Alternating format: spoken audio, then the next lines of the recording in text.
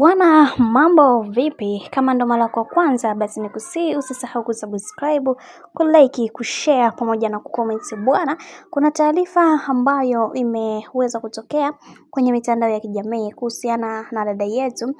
Irene Uwoya, Aunty Ezekiel, jambo ambalo limeweza kuwafanya watu wengi waweze kushangazwa na hiki ambacho kinachoendelea. Nafikiri hapa karibuni kulikuwa na ugomvi mkubwa kati ya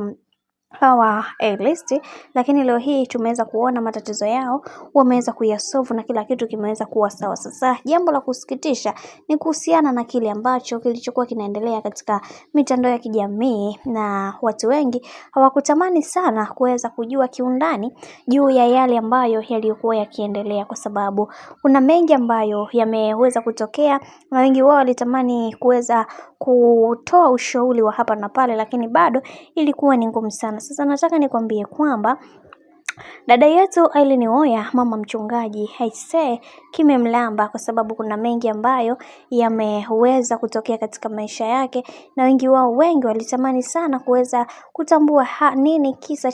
cha hichi chote kuweza kutokea. Tumeweza kuona walikuwa na challenge ya hapa na pale, wakisema kwamba kama mwanaume yoyote ambaye kama mwanamke yoyote unaishi na mwanaume ambaye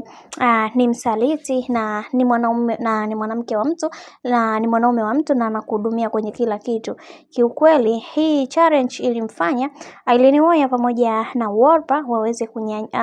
Kajala waweze kuamka, jambo ambalo inasemekana kwamba hawa watu bwana ni mahodari kwa ajili ya kutoka na wanawake na wanaume wa watu.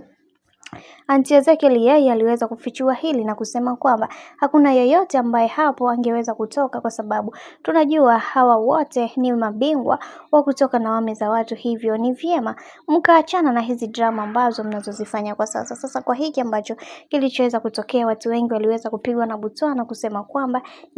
mbona hawa watu ni hatari sana, mpaka mama mchungaji, hii ni kero sana, na hii imeweza kuwasikitisha watu wengi.